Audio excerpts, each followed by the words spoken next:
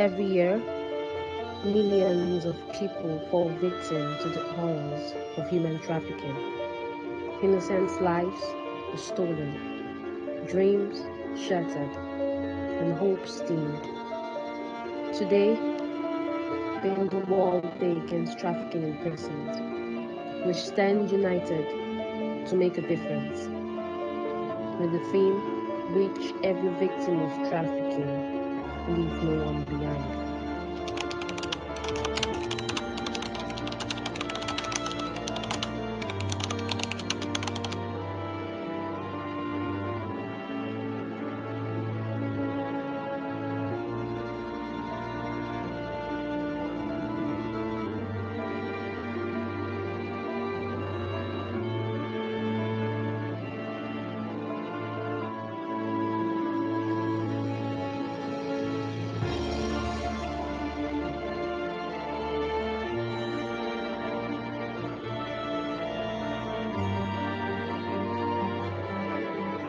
Stop human trafficking now.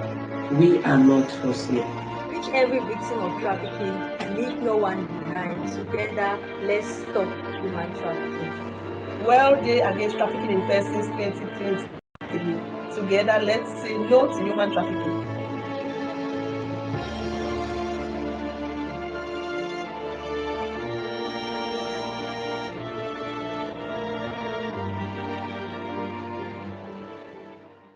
Thank you once again.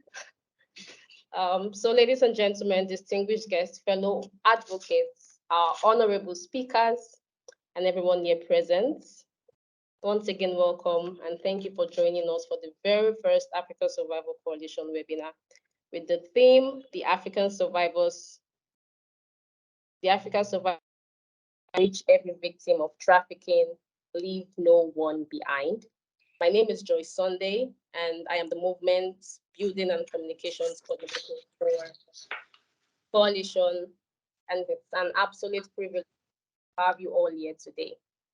Today, we gather as a united force, formed by our shared dedication and our shared passion to combat one of the gravest injustices of our time, which is human trafficking.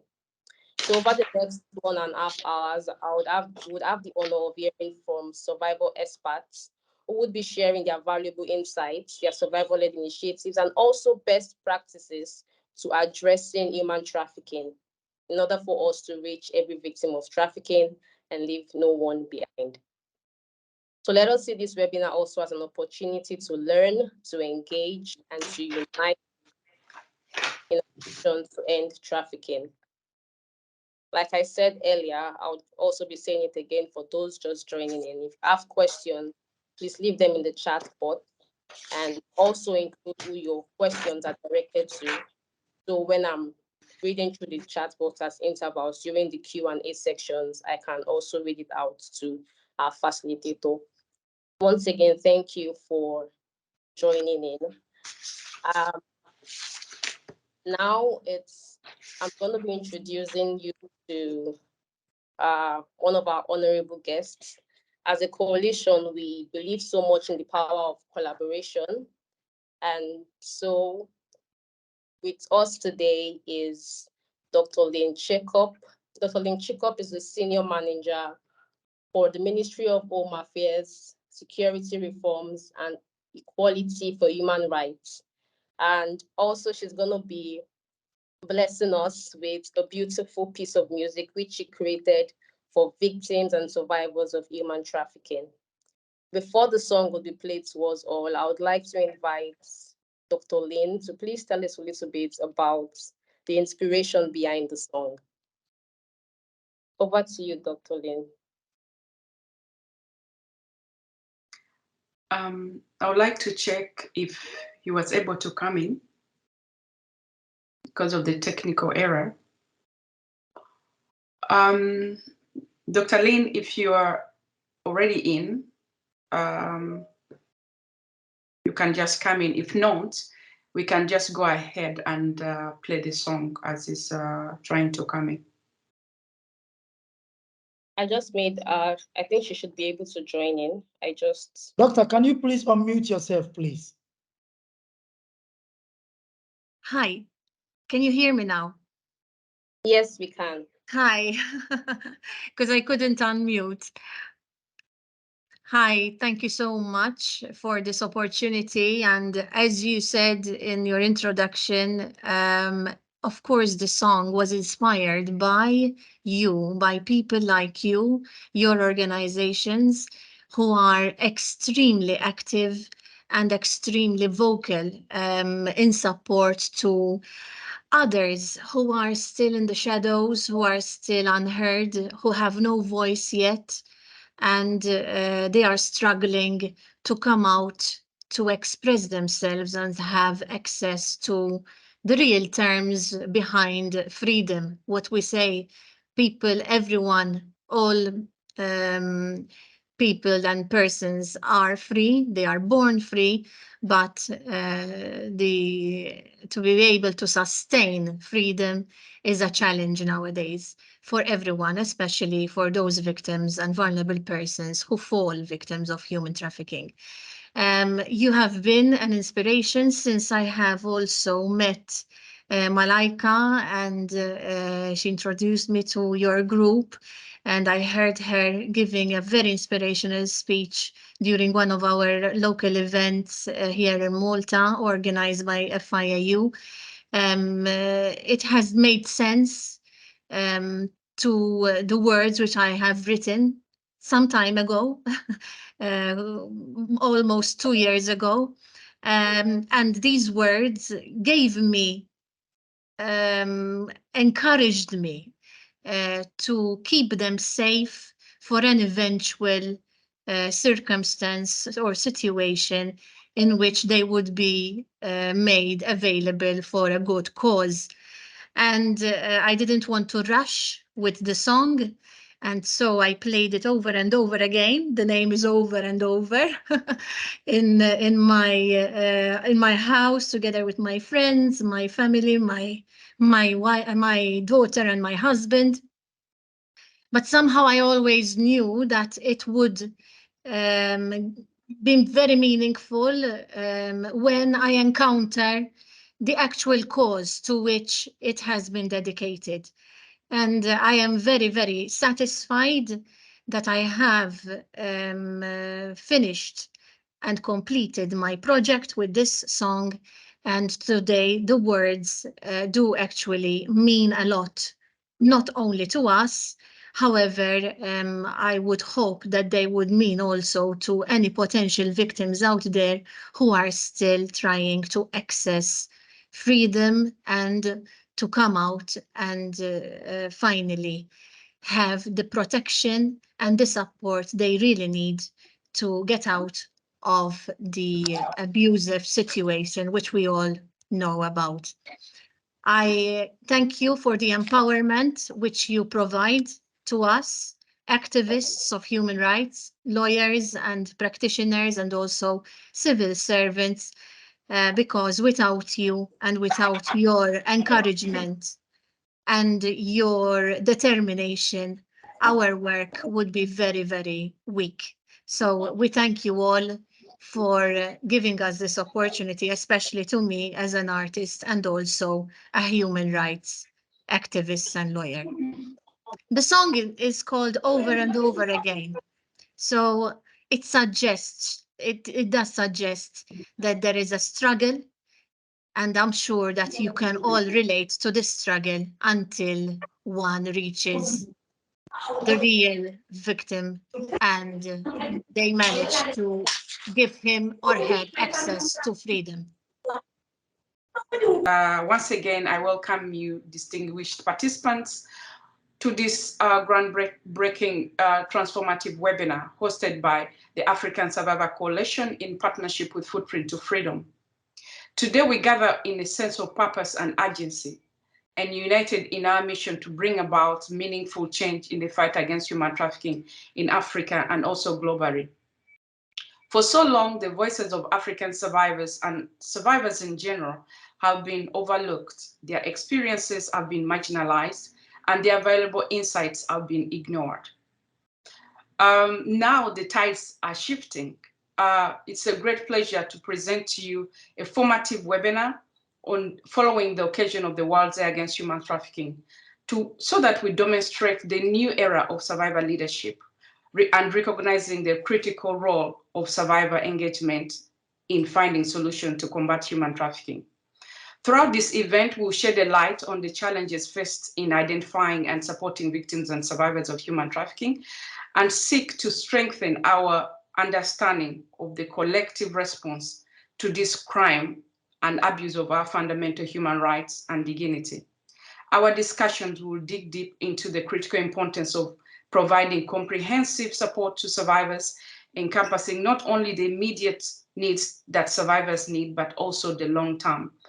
At the same time, we are also going to examine the criminal justice system response to human trafficking in Africa, and therefore fortify its capacity to bring traffickers to justice while protecting and uplifting those who have been exploited. Furthermore, in the context of the post-COVID era, we recognize that human trafficking has evolved, which necessitates innovative approach and quick solutions. Together, we'll discuss these emerging trends and explore survivor-led initiatives that can serve as pathways of hope amidst these challenges. With this strong survivor-led panel, we will share our valuable perspectives, experiences, and expertise to unveil strategies, best practices grounded through our personal journeys, resiliences, challenges, and determination. Without further ado, I'll just give a brief introduction about what the Survivor Coalition is all about. The Survivor Coalition is a united front of African survivors of human trafficking that have been put together by Footprint to Freedom, a survivor-led organization. We represent different countries in Africa, but united with a common goal to ensure that the voices and the issues of African survivors are put on the table at the forefront in the fight against human trafficking. Our primary goal is to ensure that we have 54 members across Africa to represent different African countries. So far, we have 10 countries. Later, you're going to hear about their deliberations. The idea is that we contextualize solutions when it comes to African issues, when it comes to human trafficking. Furthermore, our mission is to amplify the voices of African survivors. As I indicated, that the voices of survivors in general and the African survivors have not been brought to the table. They've not been given a chance to share their wisdom. And we are using this space and platform to show our commitment in this fight. And we thank all of you, allies, participants, and because we believe in the power of collaboration.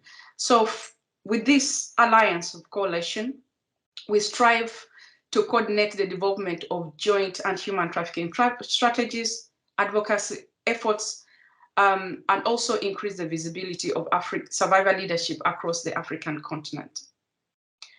The theme of the World Day Against Human Trafficking, as we saw yesterday, is reach every victim of human trafficking and leave no one behind. This is a critical discussion, especially for Africa, where human trafficking is a serious, complex problem in the continent. Africa serves as a major region for victims that are trafficked all over the globe, especially in Europe and in the Middle East. Additionally, the victims that are in Africa, they are left unidentified.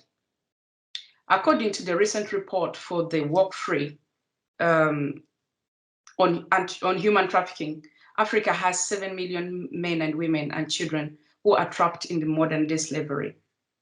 And Africa has 64% of the vulnerability score, which means African children, women and men have got high chances of becoming victims of human trafficking. Now, these staggering numbers are alarming. And these figures highlight the pressing need for the intensified support of victims and survivors.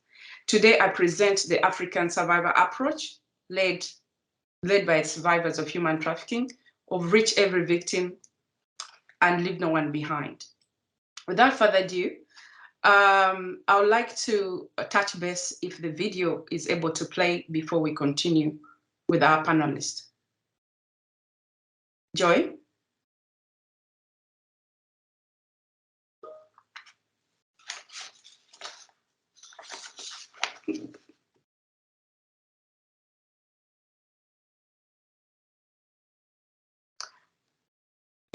Shall I try to play it myself from the Please. link? Please do.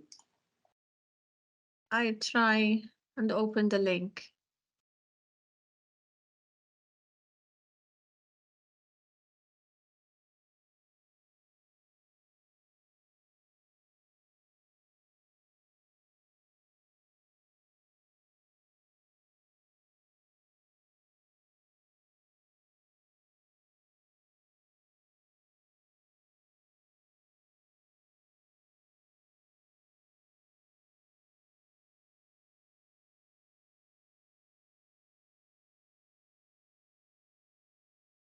Do you hear it?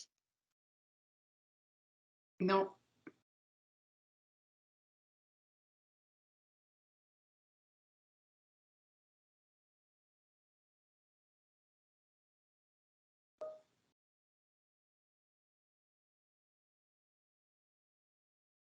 You can't hear it? No, we can't hear it.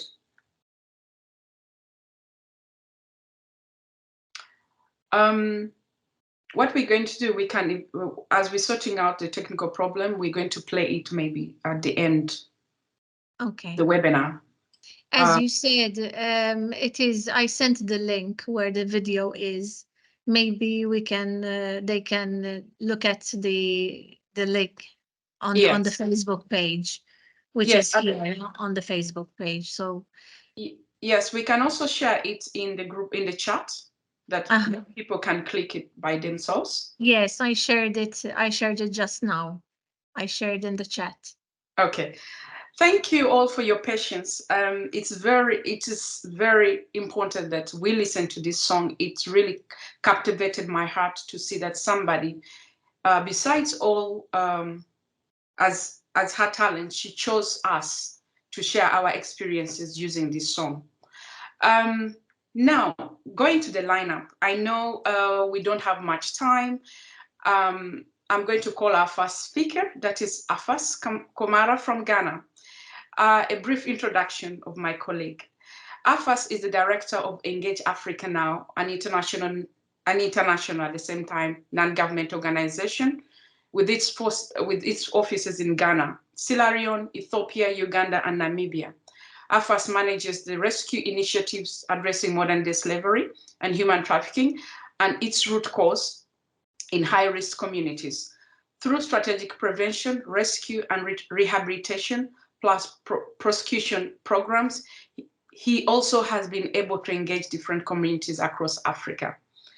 He's also as a regional coordinator for Engage Africa Now. He worked with partnership with the Freedom Now International, where he's responsible for training rescued and rehabilitated survivors of human trafficking on sustainable livelihood and support programs. Afas has a master's degree in management and a degree in operation and project management. Welcome, Afas. My first question to you is, you've been very active as a survivor yourself. You've been very active in rescuing and supporting other survivors. How has your organization identified and supported vulnerable people? Also, could you also share with us challenges that you've encountered while identifying victims or reaching vulnerable communities?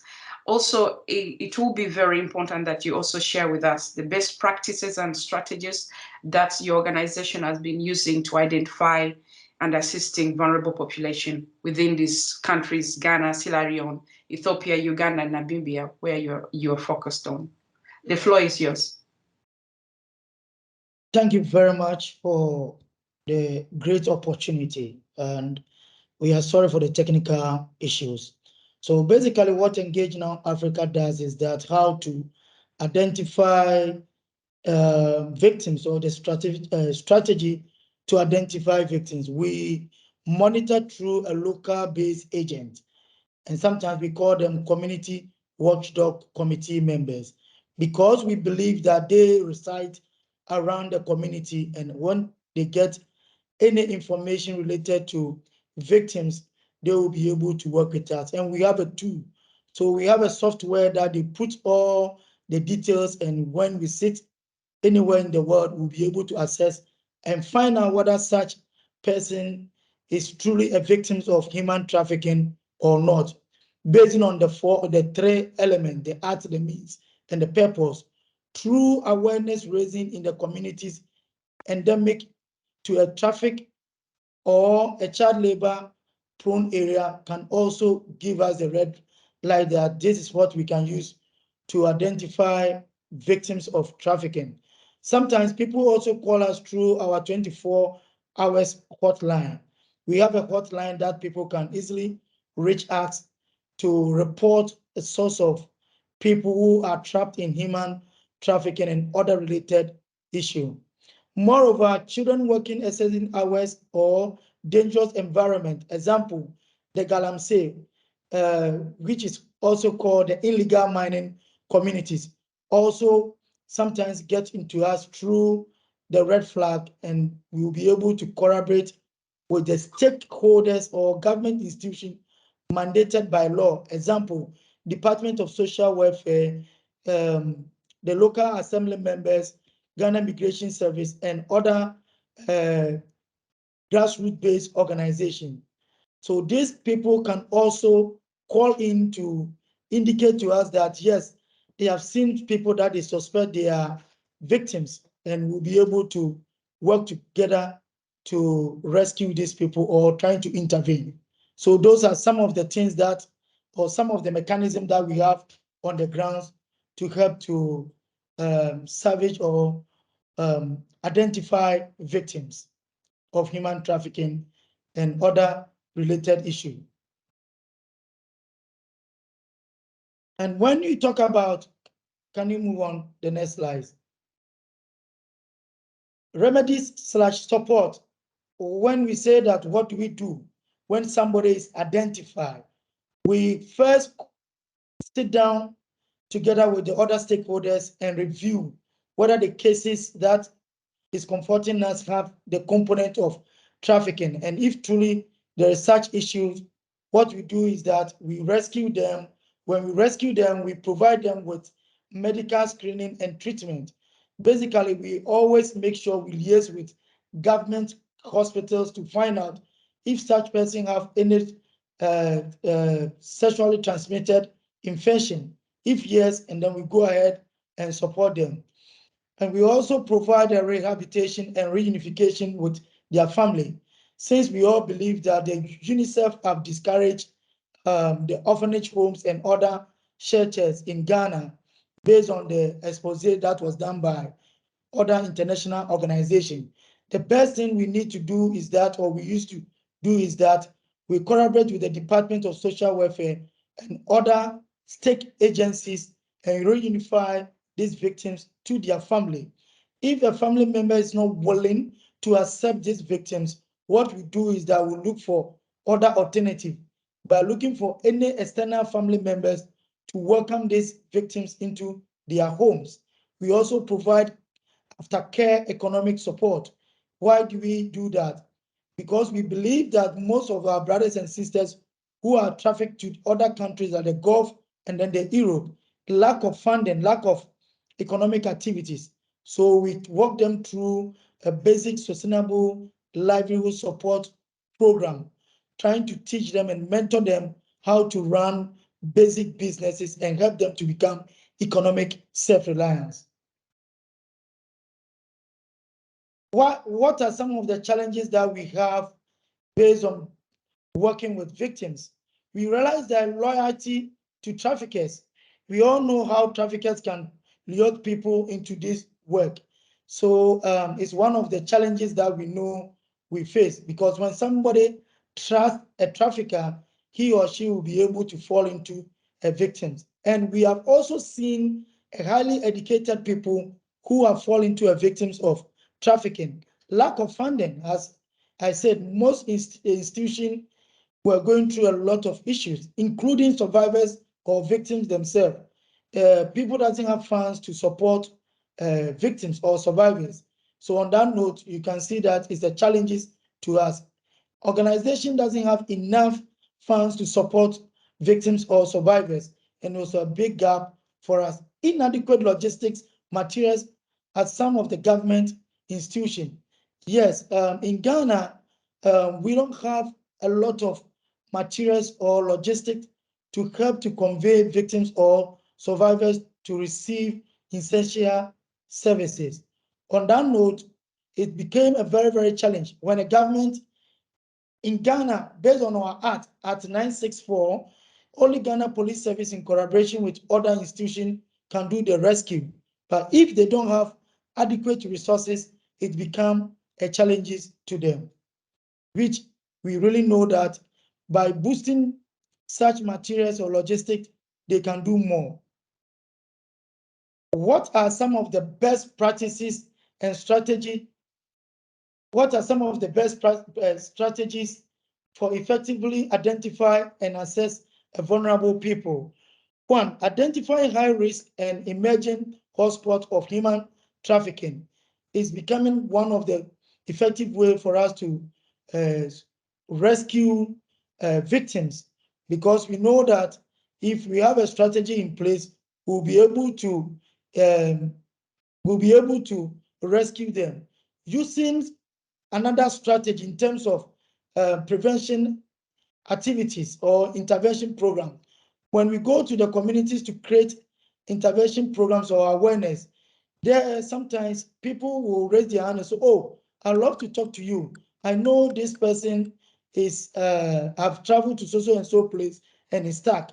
And these are some of the things that we'll be able to use, like stakeholders engagement, community open forum discussion, and then traffic-free road campaign, because we believe that the transport unions have another capacity to help to give us the information to rescue victims. Provision of a psychological therapist for victims is very, very important. When victims are rescued, we have a mechanism in place that we allow the therapist to group them and see how best they will be able to provide their needs. Sometimes talking to somebody alone can also relieve the person. Creation of economic empowerment for the vulnerable group. We group them, and those who are school-going age, we empower them to go to school. Those who have the desire to learn skills training like sewing, hairdressing or hair making or soap making and other intervention programs, we also support them so that when they are empowered, they will not be able to rate traffic, or they can also speak for people based on what they have at hand. Lesson learned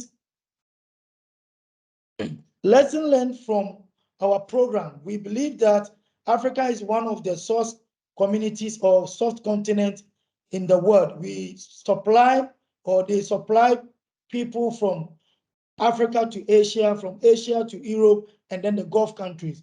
So we realize that it is important for us to empower the vulnerable communities, or the vulnerable ones, that's the women and children, and sometimes men, to abstain from people lying to them or promising them falsehood, taking them to the Gulf countries. Another thing that we also realize that children are mostly involved in some of these hazardous economic hotspots. And by doing that, it can also help us. In Africa, the push factors are also part of influencing people into this trafficking work. Ignorance and poverty. We believe that poverty have contributed a lot into our continent, and ignorance in terms of human trafficking, they don't have their ideas, has also contributed to that.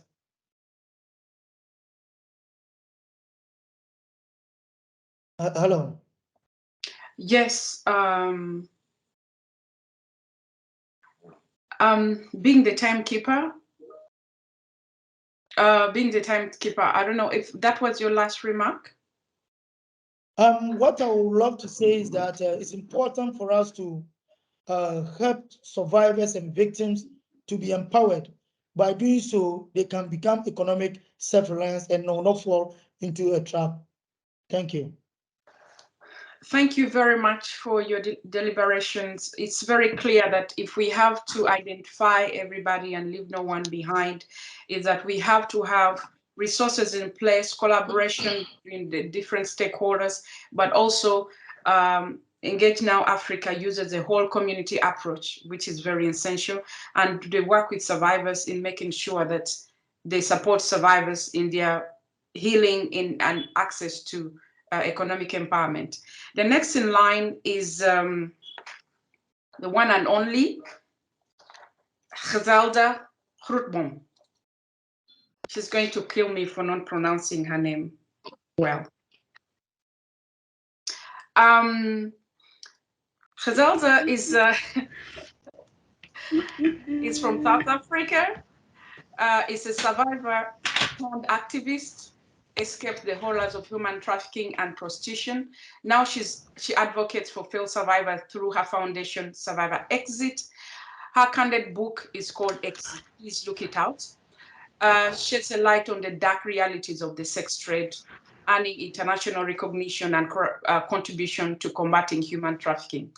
Griselda's impact work has led her to speak to the UN General Assembly and also to speak during the Women Front in Norway. She's on the journey of turning her wounds into wisdom and supporting other survivors within South Africa and globally. The next question to you is, what specific action can individuals take to contribute to the goal of reaching every victim of human trafficking and leaving no one behind?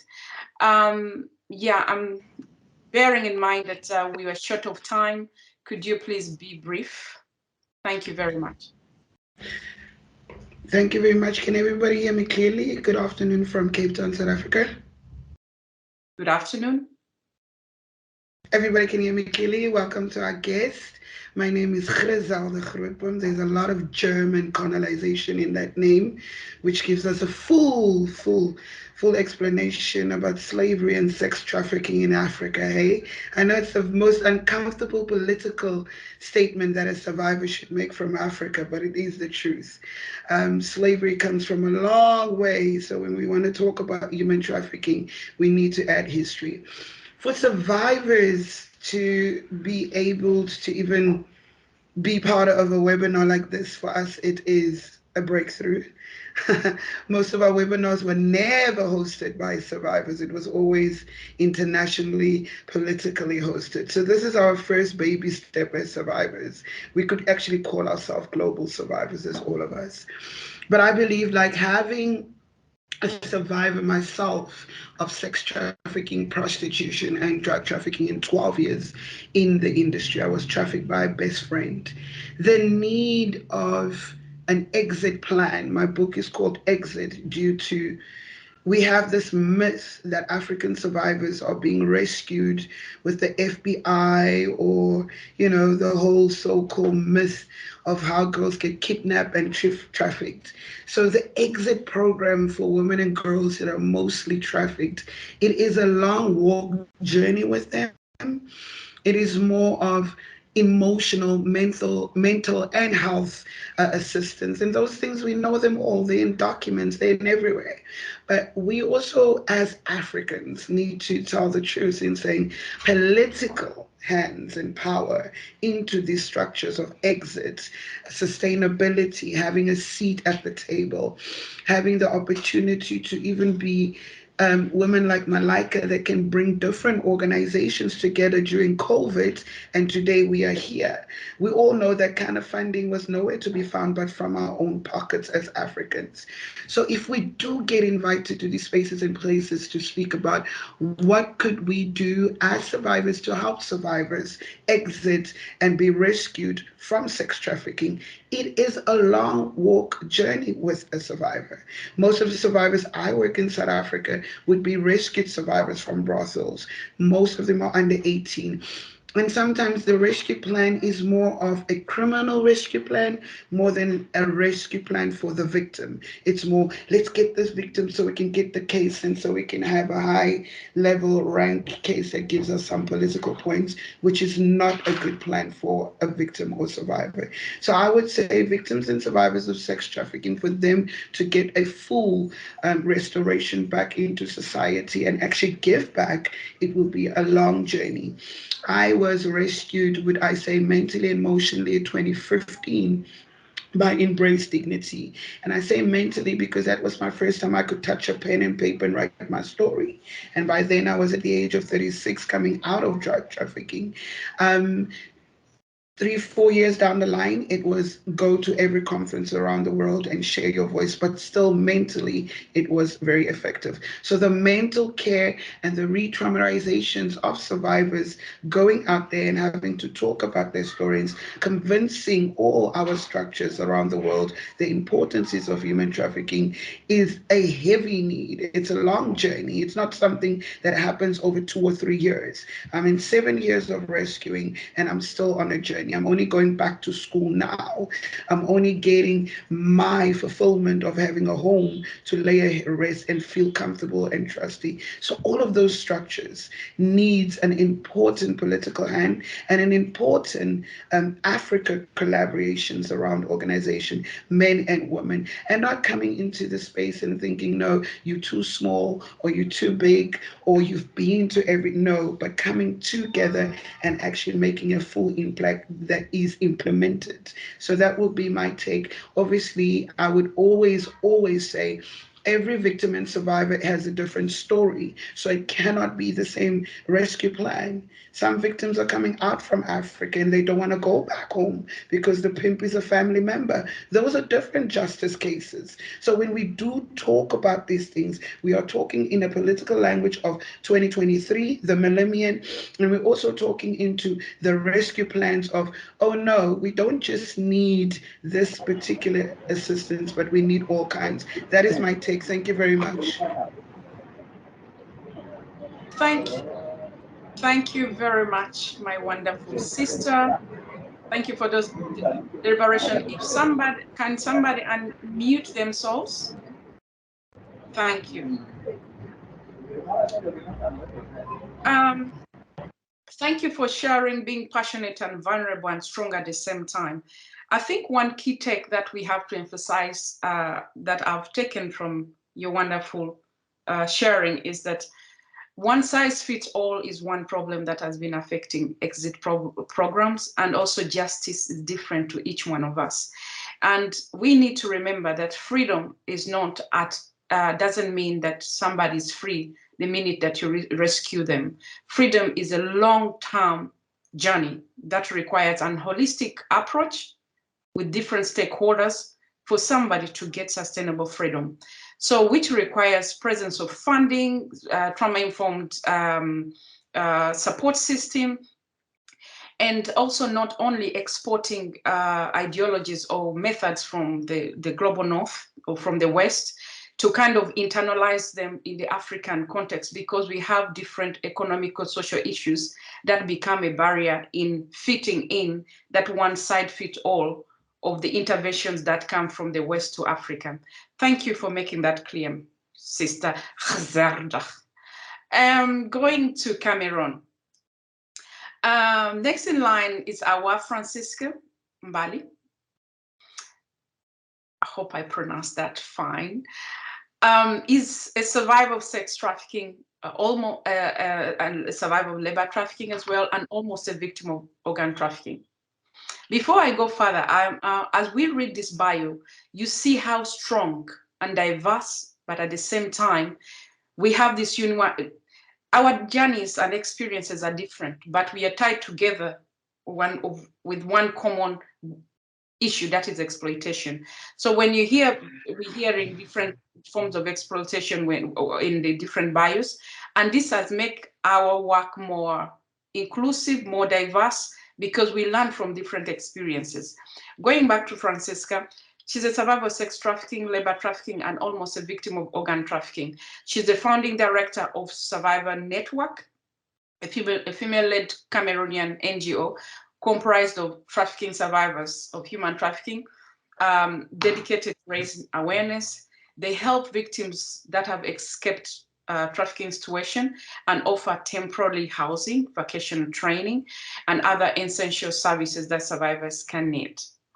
As a survivor, she uses her experience to educate and prevent others in Cameroon from experiencing what she went through. Under her leadership, Survivor Network, she has built a unique approach to survivor empowerment by focusing on economic independence and fostering entrepreneurship among women and girls. She's my colleague. I've been working with her extensively for so many years. I'm glad to have you on this call.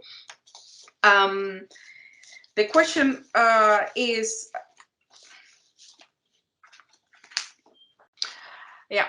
what kind of support does your organization provide to survivors, and what are the major difficulties that you're experiencing, especially from the Cameroonian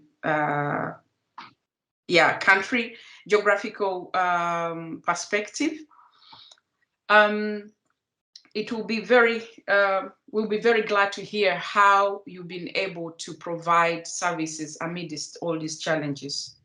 The call is yours, and bearing in mind we have limited time. Yes. Thank you so much, Malaika, and welcome everyone.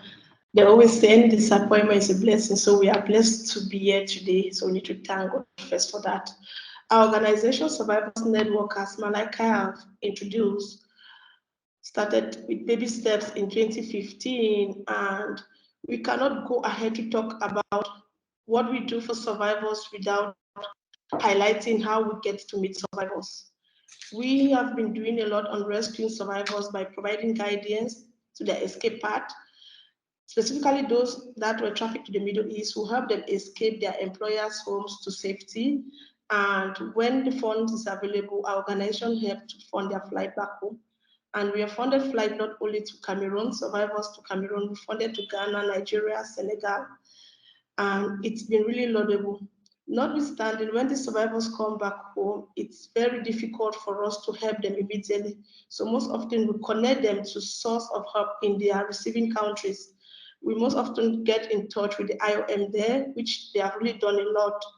Over 10 survivors that we've rescued have gotten help from IOM, even from the country, their destination country, which was most often in the Middle East. We were connected to IOM office in some of the countries there that also assisted them or connected them to their home office, which also gave them some startup support. Notwithstanding, most people who are being trafficked from Cameroon, their families really go through a lot to make sure that they go where they are going to, because they have little or no knowledge of their receiving countries. So sometimes traffickers put a lot of price hold on the families that they sometimes list of their valuable properties to send their children out. And when you go there and it's not all a bed of roses, when you miraculously come back home, your family sees you as a failure. So Survivors Network take into their hands to mediate and make sure that their family wants accept you and accept you back. We have to take some time to talk to the family why the survivor stays in a safe home. After the mediation is being done there, we can now reunite the survivor back to their family. And then some of them come back, they are scared to go back into their communities. We have to give them some psychosocial support, talk to them to remove all the code of stigmatization, and then face life once again. So we often do that as well. Some come back home, even at the airport, or those who rescue just locally around the neighborhood. They know where they are coming from, they have endured, they want to go back home, but they don't have any means to get themselves back home. So at that time, immediately, if we really know that you are really in that situation, we provide you immediate assistance financially to transport yourself back home. We also sometimes donate food supplies to families that are really in need, that if just food is not given to them, they might find themselves into situations of trafficking. So at that time, we mediate by giving them food supplies, especially after the COVID-19 era. We're doing a lot on that because most female-led households were running out of basic necessities. So we're looking at all means to make sure that they have their basic necessities. So we donated food supplies a lot. And in our office, we have a survivor who has been into this work, and she's now taking up on her own due to the many support and training she has been through to carry on psychosocial first aid as well as psychosocial support to other survivors. And it's really working well, because when you realize that you're being carried onto this support by someone who have lived the experience that you think you are the first that have been through it, it really makes it really relaxing and easygoing. So that is really working, and we sometimes, most often, we do that first before we go into identifying what we can give to the survivor. Also, our organization runs a shelter home which provides shelter for survivors. Some come there just for short term and some for long term. And even at that, when we see that someone has really of good character, we now transfer the person to my own house. Presently, we have 4 survivors that we live it, including a baby, because we have seen that their situation cannot get them back to their family, because the situation that they went through, it's so bad that the community is still looking at them as an outcast. So at that, we cannot do anything to send them back to be re-traumatized. So we often stay with them so that at least after a long while, we can get support to get them their own house independently, like not by sending them back to their family. We also give huge sum of, I will not say huge sum, we have a massive economic empowerment scheme that ranges depending on the survivor's needs and the knowledge to accept. We give actual cash, we train women on local snacks, then give them resources. We also train them on vocational training through a little multi-purpose skills vocational training center. And then also presently we are into farming, because we have realized that some survivors they don't have the capability to learn a skill, and they don't have the concentration to carry on a business, and they still are in situations that they are vulnerable. So at that, we come up with the farming project so that some of them can work on the farm for piece rate. And at this, they'll have some monies to take care of themselves. So these are some of the activities that our organization is doing. But aside that, we have a little things that comes up that we do that we cannot account for, but we just do it because as humanitarian and as people, we are very passionate about what we are doing. We just try our best to put in the little support we can when it knocks on our door. Thank you, Malika. I think I'm done with my first question. Thank you, Francesca. Thank you for affirming that. I don't know if there's somebody from IOM on call to hear that rescue requires mediation and for people to be reunited with their families. One major issue is that African survivors fear to be deported back home is the issue of being brought at the airport and they leave you there. I'm glad that you're always there to receive them, support their reintegration, but also understanding that reintegration cannot go smoothly without economical support and psycho support, and also giving survivors a safe space. Thank you for doing this with your limited resources, but using your survivor experience to support survivors in their recovery. Next on call is the one and only Ithohan Okodaye. Did I say that fine? Yes. But if I didn't say it well, please, Ithohan, you can say it again. From Nigeria. She's also my colleague. She's the CEO and founder of the Shining Hope Foundation Against Human Trafficking in Nigeria, empowering survivors and providing them with the tools for healing and growth. She's highly respected human trafficking activist, advocate, and public speaker, and a consultant based in Finland. With her dedication, she has a prominent voice in the fight against human trafficking, both in Nigeria and in Finland, but in Europe at large.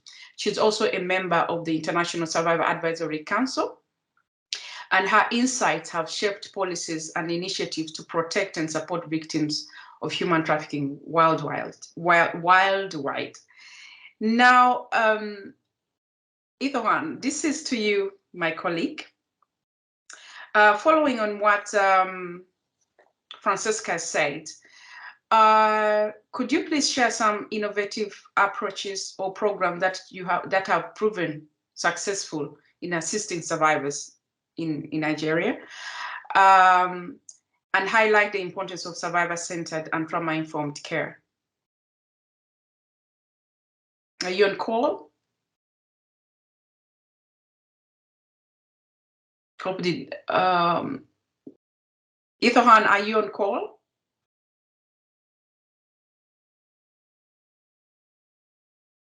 I will come back to Ethan if, yeah, I think this technical problem. Could you Joy check on our WhatsApp group? Maybe she's stuck in the lobby. To continue with our discussion, I'm going to bring Godfrey Mpandikize from Tanzania. He is the Executive Director of the Tanzania Anti-Human Trafficking and Legal Initiative.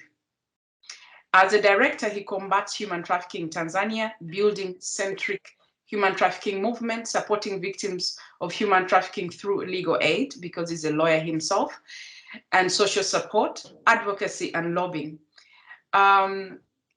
He offers strategic mitigation in cases and giving access to justice to victims of human trafficking. He has been in the field for more than 15 years, working on human trafficking, working on human rights, legal counseling, and he's very keen in building being part of the survivor network in Africa. Can somebody unmute themselves if you're not speaking?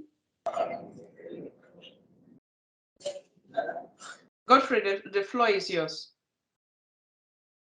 Thank you very much, Malaika, for this important occasion. As much of the introduction you have said, so I should go directly to the discussion. I'll discuss about the criminal justice system in Africa, also on how to combat human trafficking. First, number one, that most of the African countries have ratified the international conventions against the transnational organized crime, and the Palermo Protocol, for example. Most of the countries have ratified it. If you go to Kenya, Ghana, Rwanda, they have those conventions, and they have ratified those conventions in their domestic level. Also, most of the African countries have enacted the laws, national laws, to combat human trafficking. Like in Tanzania, they have the National Anti-Human Trafficking Act or law. And if you go to Rwanda, you go to Uganda, they have also the National Human Trafficking Act. Among the components of those acts is to criminalize all acts relating to human trafficking, that they provide criminal punishment for the offenses relating to human trafficking whenever they happen. Therefore now, in the country, for example, the Tanzania situation, the number of cases that has been reported until now, you find that there are very few cases which have been reported and criminalized on human trafficking cases. And you find the question why this is happening. And also you can see that there are very few court cases which the judiciary has tried and sentenced those perpetrators of human trafficking within Tanzania, and also like the same in other African countries. You see why this is a problem, that there are very few cases which have been put into the court, and also they're tried by the magistrate and so on. There are several reasons which are occasion to this. For example, number one, it is the weak investigation of these cases, that human trafficking cases is a new phenomenon, new cases, therefore there is very little investigation concerning this kind of cases. Therefore the investigators, they lack expertise in, the investigators, they lack specialization on how to try to conduct investigation concerning human trafficking cases, number one.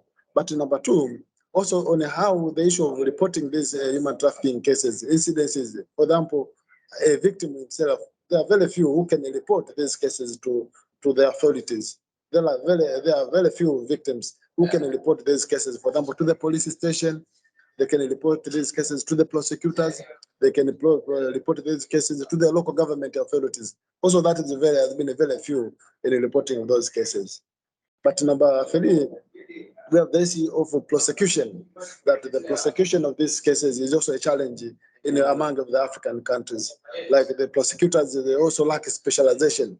They lack the capacity on how to conduct prosecution concerning human trafficking cases. This is an issue that has been emerged within the phenomena of human trafficking in Africa, and the criminal justice is concerned. But also another issue that is happening now is also the database management of human trafficking cases.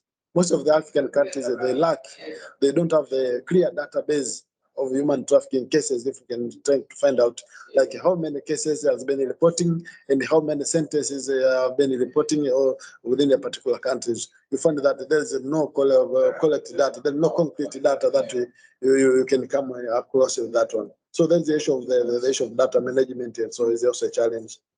But in number 3, which is also important to the judiciary itself, is also the issue of specialization to the judges, to the magistrate. They also lack specialization on human trafficking cases, like the judge on how can he try and entertain a human trafficking case. This is also a very serious challenge. You find that this also hamper the issue of the criminal justice system, because the judge or the magistrate is not aware of this new crime of human trafficking crime. And therefore now this will jeopardize the issue of the criminal justice system within most of the African countries as well. But also we have other issues like issues of evidence collection, for example, how to collect evidences, where and when to collect the evidences concerning human trafficking cases. This also is a posing challenge among the African countries. As I have said, if you go to Kenya, Uganda, Rwanda, Cameroon, and so on, you find that they pose a very common challenge on how to collect evidences and how to analyze these evidences, and also how to collect and to make the generalization of clear evidences concerning human trafficking cases. This has been also a very serious challenge within the criminal justice system among the African countries. But also there is the issue of impunity. For example, the perpetrators are enjoying the impunity. They are not taken to court. They are not taken into any because of their money, because of other status, and so on. So this also poses a very serious challenge within the criminal justice system in Africa, and Tanzania in particular. That to what extent these perpetrators enjoy the impunity, they cannot be sent to court. They cannot be sent to the police, so that they can take they can get what they are doing. This also has been also a serious challenge that most of the African countries are facing, and Tanzania in particular. Also, most of the human trafficking act in Africa, they also impose the section of a fine instead of imprisonment sentence. This also poses a very serious within the criminal justice system in combating human trafficking. To what extent a perpetrator can pay a fine instead of going to the jail, maybe for 20 years or for 30 years. This also poses a very serious challenge in the administration of the criminal justice system for human trafficking cases. I think these are very issues that I have. Thank you very much, Malai. Thank you very much for those insightful deliberation, especially talking about how most of the African countries have got the anti-human trafficking framework within their legal framework, but in practice is not working. And it's also affirmed that in order for us to end human trafficking, identify victims, and leaving no one behind, we need to have in place a political will that supports this, and also kind of functioning legal frameworks, and which is still an issue in Africa. But with us united, working together and advocating alongside that, we'll be able to voice this gap in the legal framework to make sure that victims are identified and have access to justice. Following Godfrey, thank you very much. Next online is Griselda.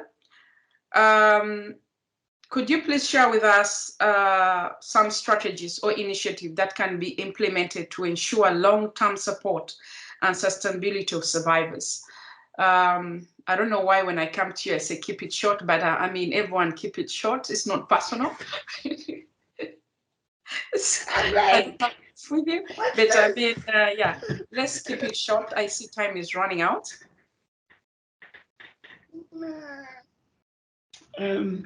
Hi, thank you very much. I'll try my best. Well, I'm part of our A21, the national and global A21 exit plan, and the plan is very a journey walking again, but it's also a 1 year plan where, you know, your first stages of the health and the substance that are being enforced in you, or the trauma that causes depression and a lot of mental decisions, almost like when the person needs to go through their legal issues, and their document issues and things that is important to build the foundation, especially criminal record. So with that process alone, it is a lot to make sure the victim has a private and safe space and area to be able to bring out all the information we need so we can continue. And the next would be obviously the healthcare. We all know sexual exploitation does transport all certain diseases into a woman and a child's body. That particular is so important because there's no way any woman on earth, if you don't feel healthy or your real productive health issues are going up and down through your ages and stages, that does cause you to feel a little bit of, you know, the shy and discrimination and the fear of coming out to explain what kind of needs you have. Then we have the third phase, and the third phase, of course, is really making sure that the victim or survivor gets to speak to somebody they can trust on a weekly basis to see the progress mentally and emotionally. Because going back into society is extremely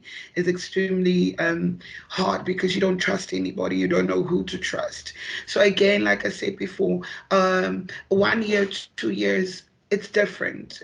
Certain ages, certain people go through a lot. And me personally, being trafficked at the age of 18 and being in the sexual exploitation, sex trafficking industry for more than 13 or 14 years, and having to be out in a late age of my stage, it is very difficult to get back into society. So all these phases, I as a survivor feel like they need to take a year.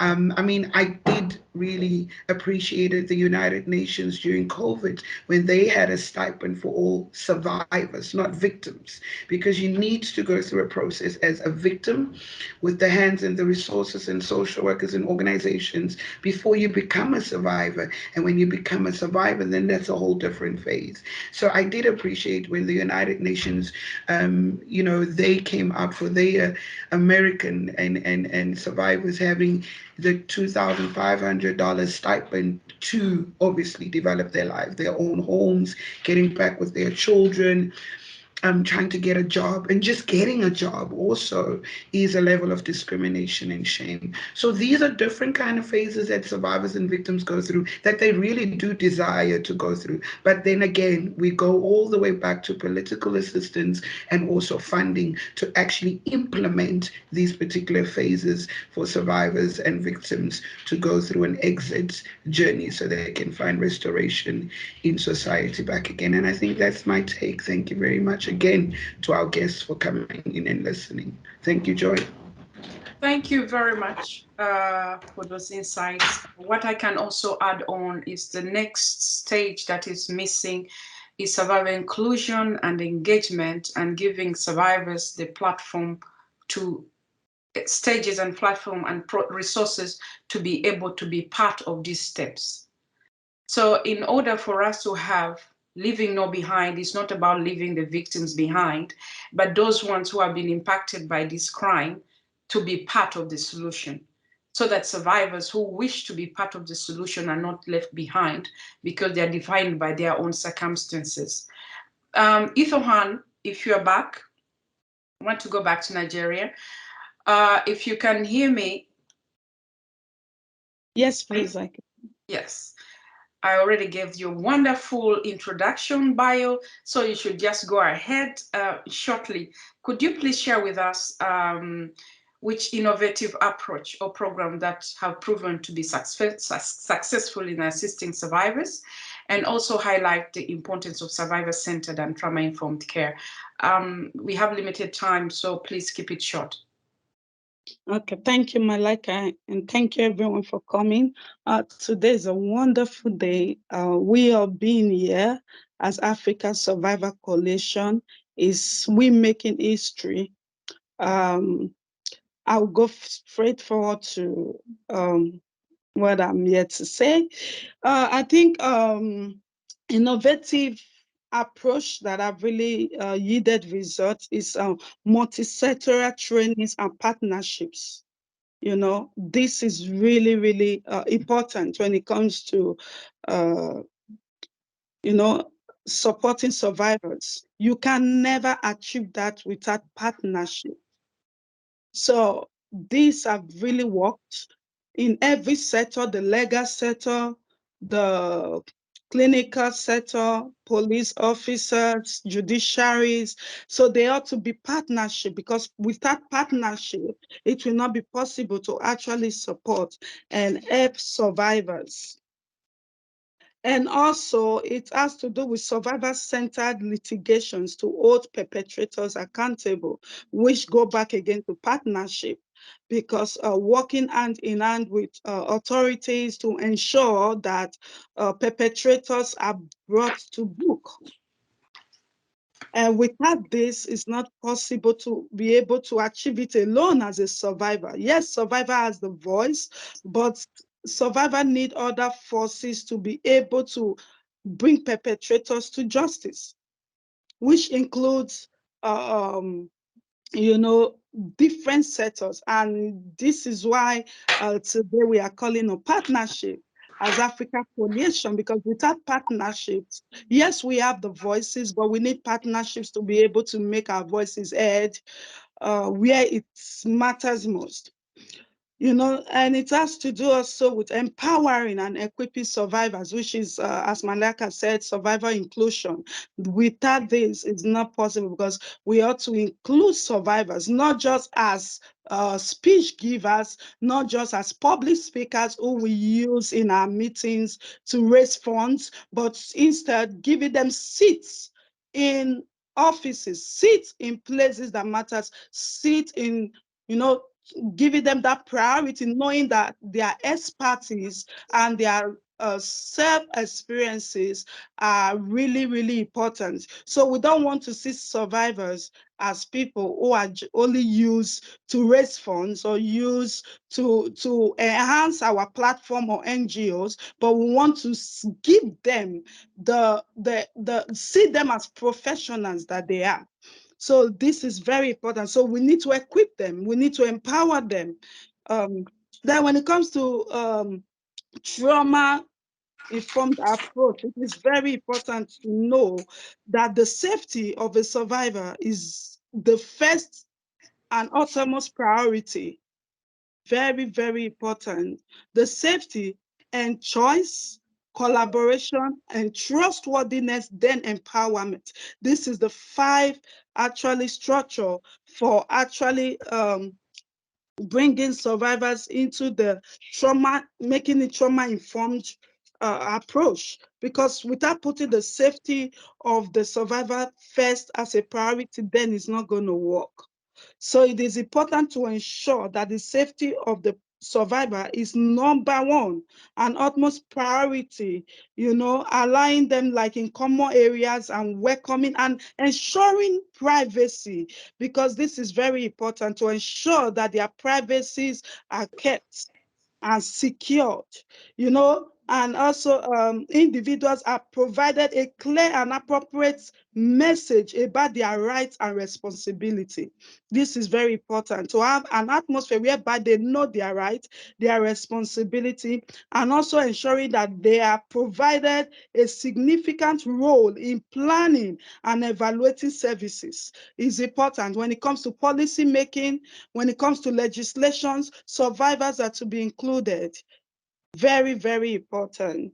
And respectful and professional boundaries are maintained. There ought to be boundaries, they ought to be maintained. Lastly, providing an atmosphere that allows individuals to feel validated and affirmed with each and every contact in the whether in the NGO or in the coalition, or this is important. They have to be validated for their work. They do so much work, they put in so much, and it is important that they are validated for this and not someone else taking the credit.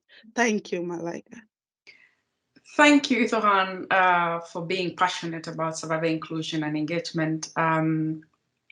What I would also like to add on is that if we have donors and funders and partners who are on call today, to remind that when we include survivors, or when you think about directing your funding, we should go beyond economic empowerment. Not every survivor wants to be a businesswoman. I'm not a businesswoman. That we should focus also in the diverse talents that survivors have. For example, there's no enough funding put towards fellowship for survivors to get more educated. We cannot inform your practices or laws and legislation without having the intellectual capacity to inform these policies. So I want to affirm that being a survivor or lived experience is not a skill. And this is the only skill that has been brought on the table for the last 20 years. So we need to look beyond looking at our trauma experience as the skill that we can add on the table and put resources towards survivors going back to attain more education. As Griselda said, that sometimes survivors have been so many years into exploitation that it takes, by the time they are reintegrated into their society, they are already adults. So we need to ask, what are the urgent needs for survivors that can help them to be able to become striving members of the society, but also inform our work as equal partners, not as storytellers. Thank you for giving me opportunity to spill this out. Going to Kenya, my wonderful colleague, Mercy Ogalo Habari, is a survivor of human trafficking who has overcome her past and became an inspiring, empowering figure. She has volunteered for Hope Now in Denmark and helped to develop outreach methods and exposing the involvement of sophisticated transnational crime networks in human trafficking. She has continued her work as a peer group worker in Hope Now, Denmark, and now appointed to represent Denmark as a member of the International Survivor of Human Trafficking Advisory Council, as my colleague too. Currently, Mercy resides in Mombasa, so she decided to go home to kind of support the people, survivors, and support the cause back to where it started from. She's got a new baby. She started her own foundation called Hope Now Kenya. If you're a funder, if you're a partner, please look out for her. She's making baby steps, and she's trying to support victims of human trafficking across East Africa. And her organization is based in Mombasa, if I remember, and that is one of the major areas where the transit and exchange and selling of victims and survivors happens. Coming to you, Mercy. Because of the time constraint, I'm going to just ask you to answer one question. What is the current status of survivor engagement in Africa and the level of inclusion in anti-human trafficking efforts? Yeah. Thank you, Malaika. At least you've introduced me, so I don't need to say much. You said much about me. And I'll just go straight to the point. The status in engagement of human trafficking in Africa is very low, because most of the social organizations, they are dealing in solving problems that are created in Africa, such as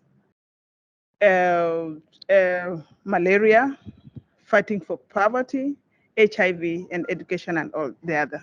They don't focus so much on human trafficking, which it's really good that we created this coalition, because to push it, it's going to engage a lot of human trafficking engagement.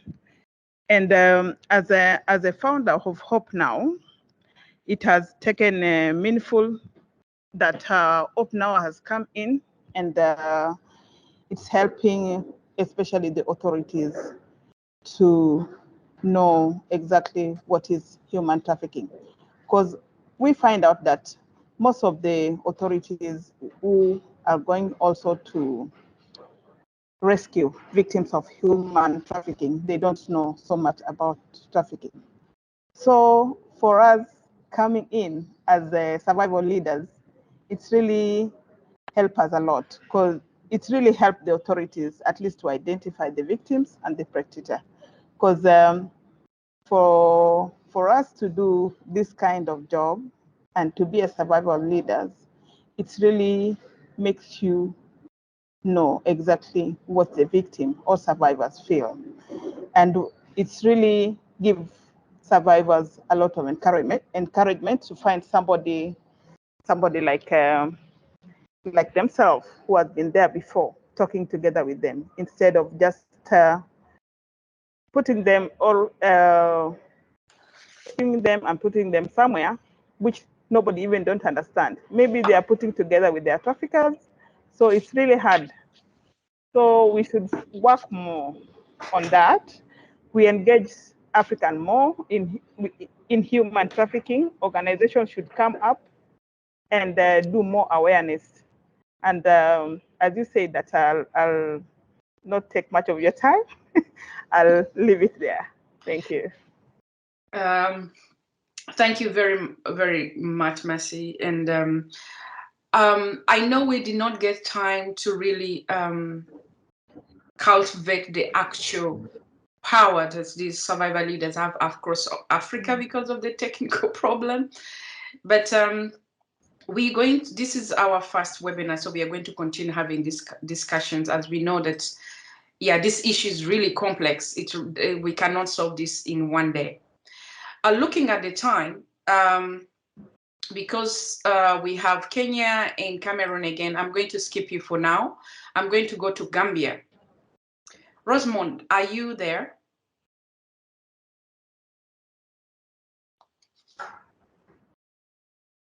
Rosamond, you can hear me?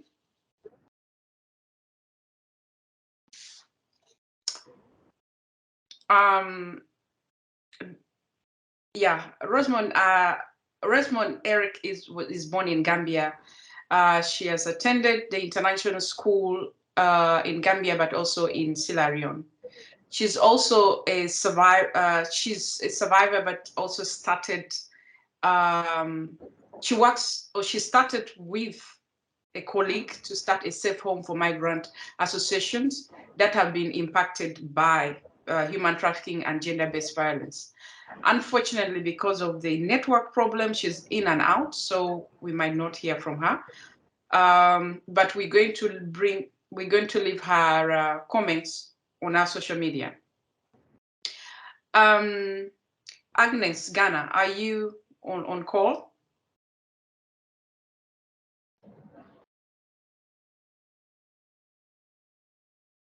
Okay.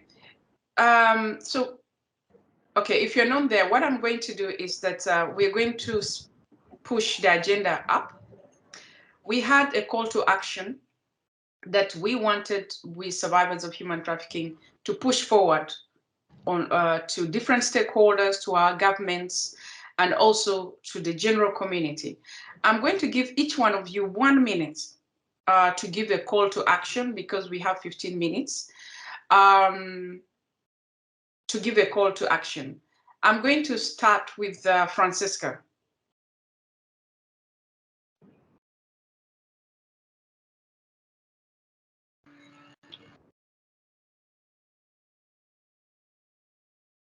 Are you there, Francisca?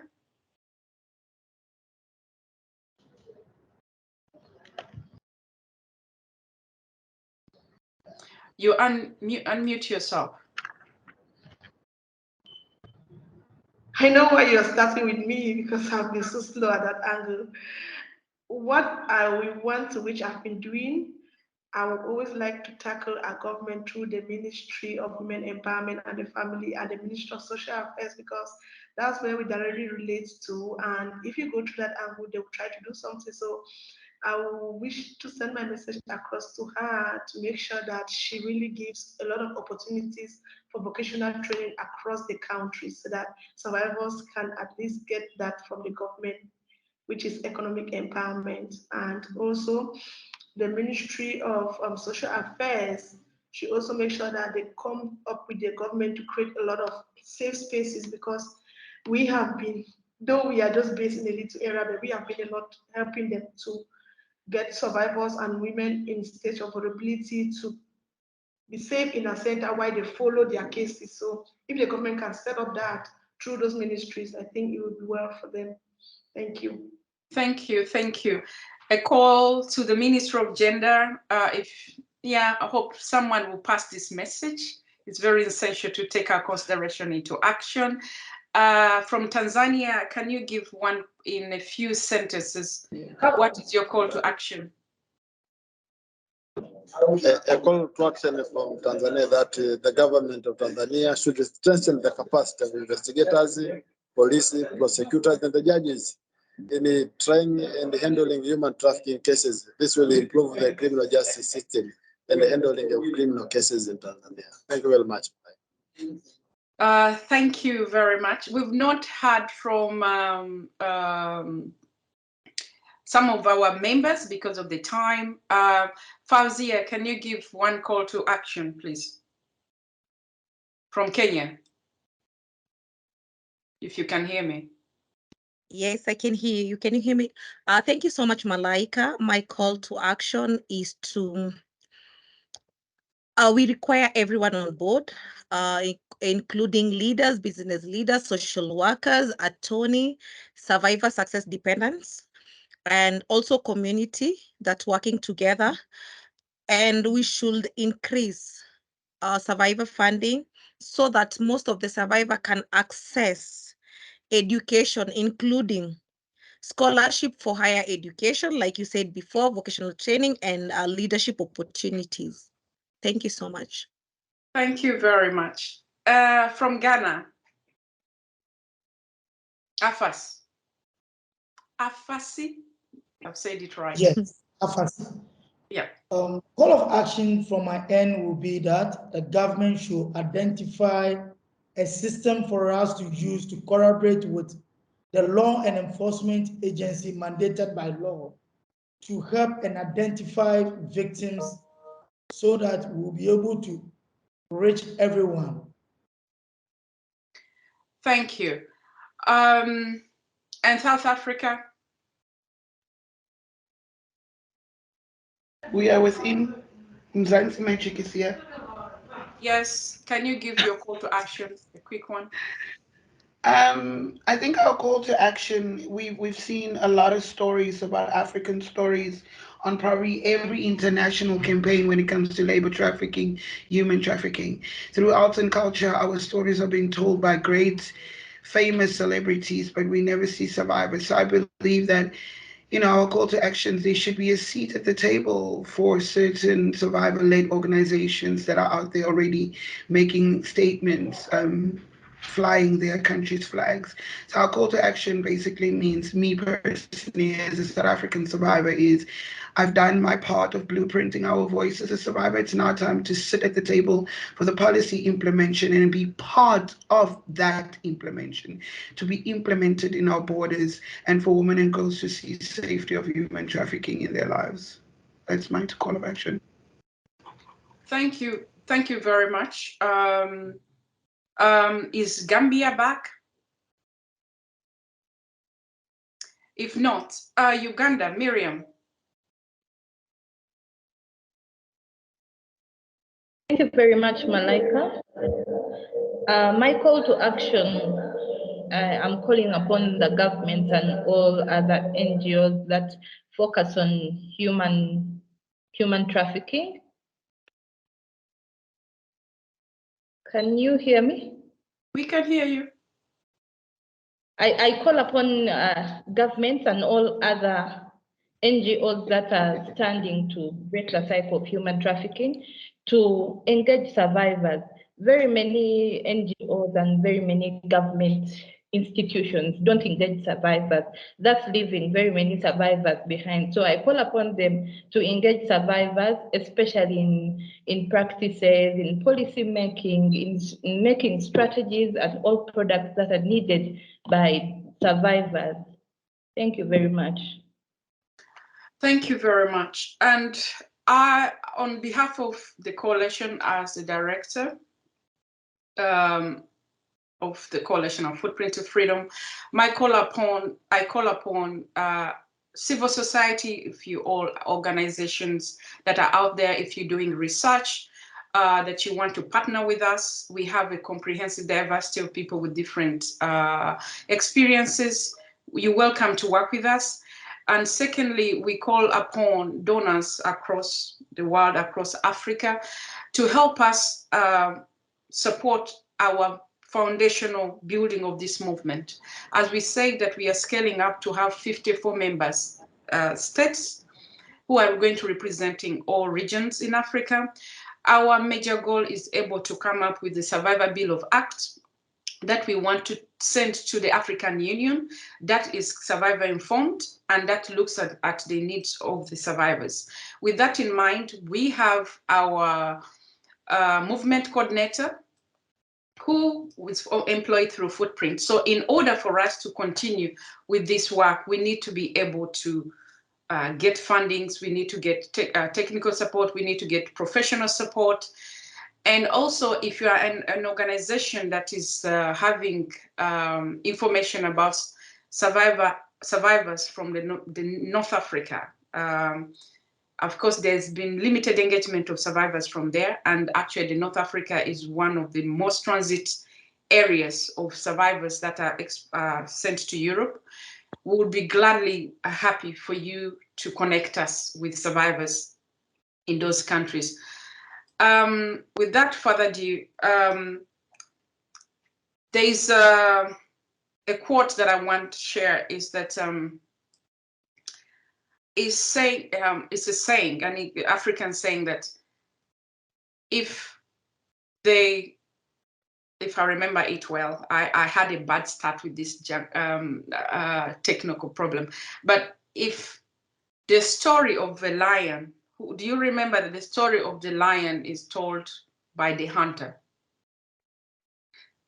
The story of the lion is told by the hunter. The real story of the lion itself will never be told, because we'll never get a chance to tell their story. So, of course, the hunter has got access to speak, has got access to come back to see why he killed this lion and stuff like that. But why am I using this is that we want to get opportunity to tell our story. And in order for us to combat human trafficking in Africa, we have to be work collaboratively, look at the survivors as allies, as partners, but at the same time, we've been also having a major misconception of how to address human trafficking in Africa. I'm going to give this as an example, as an environment.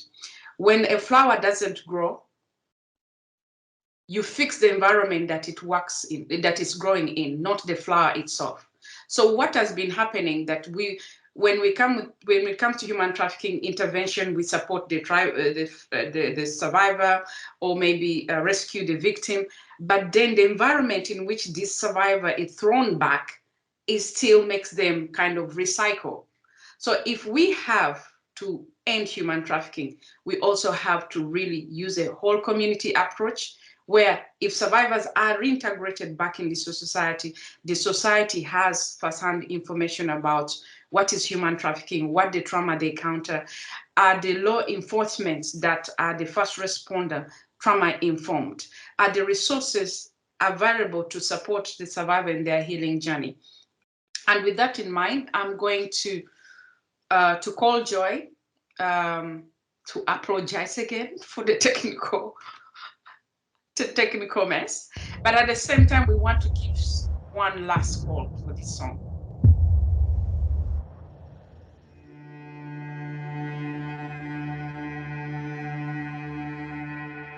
You, me, we ain't free. There's something in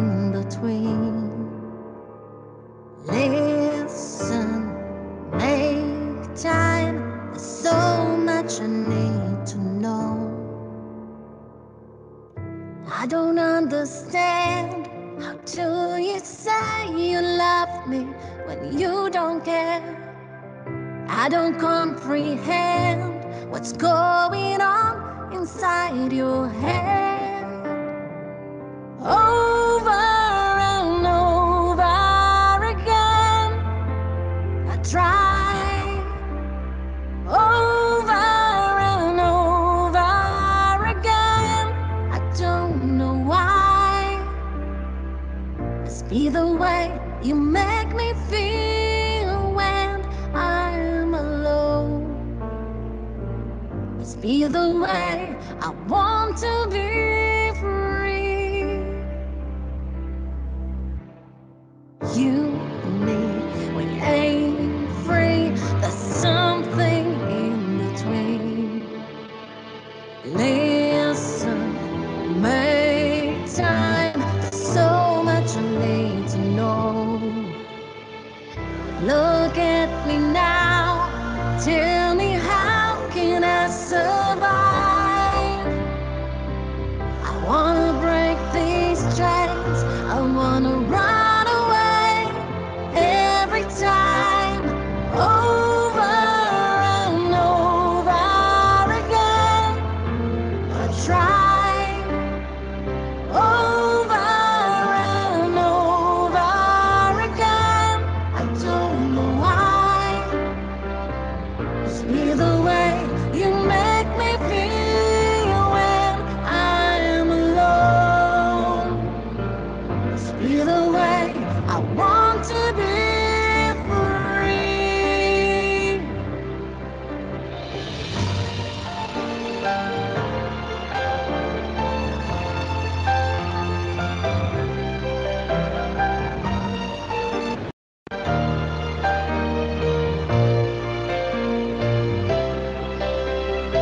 Must be the way you make me feel when I'm alone. Must be the way I want to be free. You, me, we ain't free. There's something in between.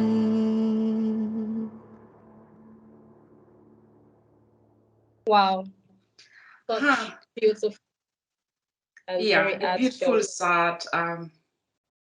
I didn't want to. I was about to cry, but I've seen it and I've heard it, and she shared it with me. But she has shared my journey in a million times, and she has shared the journey of so many survivors in this song. Joy, if you have a minute, because I know we're going to get offline now. Do you have something to say? Yes, please. Before we bid you all farewell, please, once again, I would like to say a very big thank you to you all. Regardless of technical glitches, you all still stayed. Thank you so much for your all your work in the fight against human trafficking. Please, I would also like to invite you all to please stay connected with us. Our mission doesn't end here. It's just the beginning. Please do well to follow us on all our social media platforms to stay connected and also sharing our conversations, and also share your thoughts using the comment section on our social media platforms. To all those who have felt within their hearts, who have felt a call within the hearts, I extend a special invitation to you to join the coalition. If you would like to join us, please send an email to Fauzia. Please, can you put up the email, the social media handles? If you would like to join our coalition, please send us an email to info@footprintstofreedom.org. info@footprintstofreedom.org. Now, please, I would like us to also share our love and clap emojis. So please, tap on the love and clap emojis for our exceptional speakers, our honorable speakers, and also to you all for joining in. Please keep on tapping on those love and clap emojis. Thank you so much. Thank you so much to all our speakers whose insight and experiences have been the art of this event. Your courage and your resilience inspires us all to keep pushing forward. Thank you so much to everyone once again. God bless you all. And I think Dr. Lina has got something. You have a question? Hi, once again, I would like to thank you for this opportunity. It has been very inspiring to hear you. And I think that coming from Malta, and we are so close to Africa, but however, we are also middle in the Mediterranean and have our own realities. I have seen that we share a lot of common challenges, and I hope that we will have more opportunities like this to understand better what the challenges are for the African people and coming over and crossing over to Europe. I think that this opportunity and this invitation was very fruitful, and I would like you all to join forces and also keep this connection and relationship going, because it is very fruitful for you and also inspiring for the people who are working with the victims.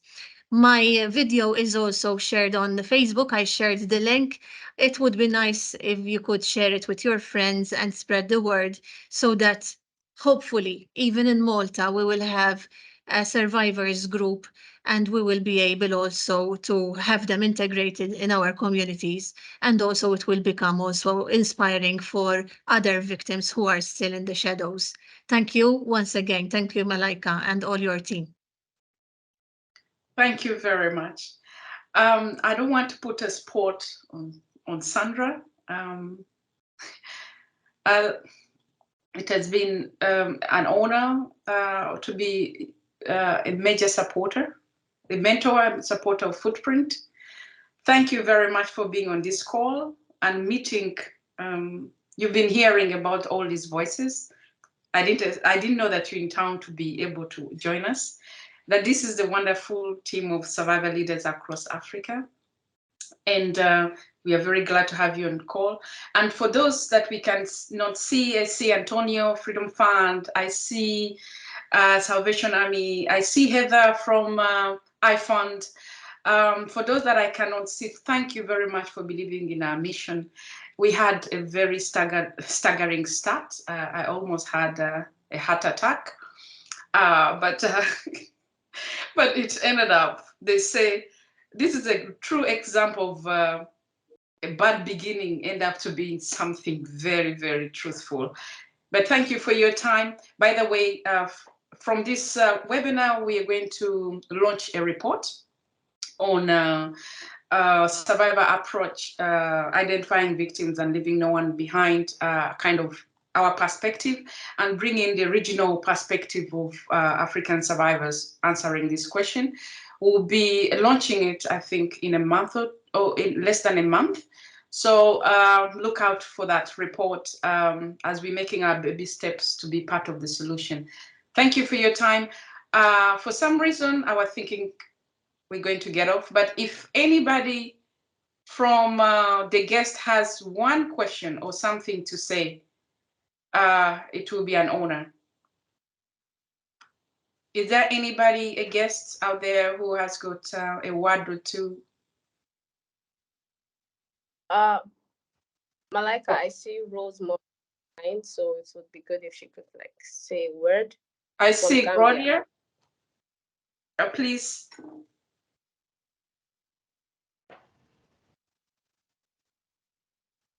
Gloria, you put up your hand. Unmute yourself, please.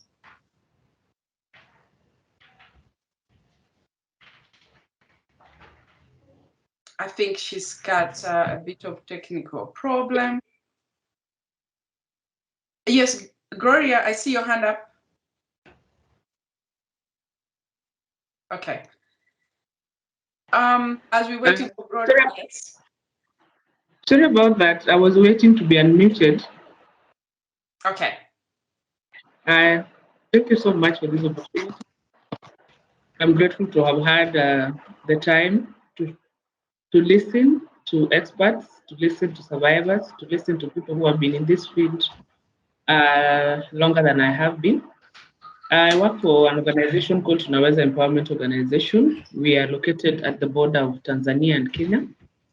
And we have our programs are generally on survivors of female genital mutilation, child marriage, child domestic work, as well as human trafficking across the Kenyan-Tanzanian border. So today's session is really rich in terms of understanding different backgrounds of survivors, different backgrounds of how to engage in terms of access to justice for the survivors. And I believe that we'd have more of this session.